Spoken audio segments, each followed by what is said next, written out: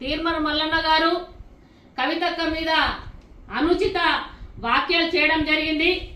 ఖబర్దార్ తీర్మల మల్లన్న గారు, ఈ విషయం మీద తెలంగాణ బీసీ బిడ్డలే గాని, తెలంగాణ జాగృతి నాయకులే గాని, తెలంగాణలో ఉన్న ఆడబిడ్డలే గాని, అక్కకున్న అభిమానులందరం కూడా విభ్రాంతికి గురి కావడం జరిగింది. ఈ వాక్యాలను మేము అడుగుదామని చెప్పేసి ఈ రోజు మేము తీర్మల మల్లన్న ఆఫీస్ కు వెళ్ళడం జరిగింది. అందులో భాగంగా తీర్మల మల్లన్న హుషారై మేము నిన్న జరిగిన వాక్యాలను అడుగుదామని చెప్పి సామరస్యంగా ఆఫీస్ దగ్గరకు పోయి అడుగుదామనేసరికి అక్కడ మనం చూడంగానే అక్కడ తీర్మల మల్లన్న గారు ఆయనకున్న ఎమ్మెల్సీ గన్మేను అక్కడ కాల్పులు జరపడం జరిగింది. కాల్పులు జరపంగానే మా వాళ్ళందరూ భయపడి అక్కడ కాల్పులు జరుపుతారని చెప్పేసి ఆయననే గొడవకు దారి ఇవ్వడం జరిగింది.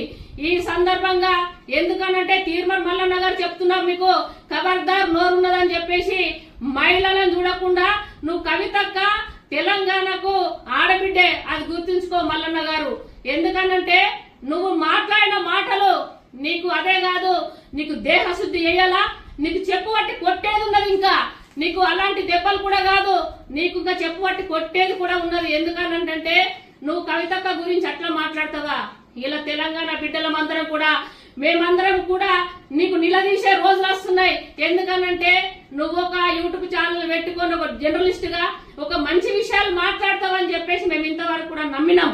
కానీ నువ్వు మాట్లాడే మాటలు ఎట్లా ఉన్నాయి, నువ్వు మాత్రం చింతపండు నవీన్, నీకు తగిన గుణపాఠమే చెప్తామని చెప్పి సందర్భంగా తెలియజేస్తున్నాం.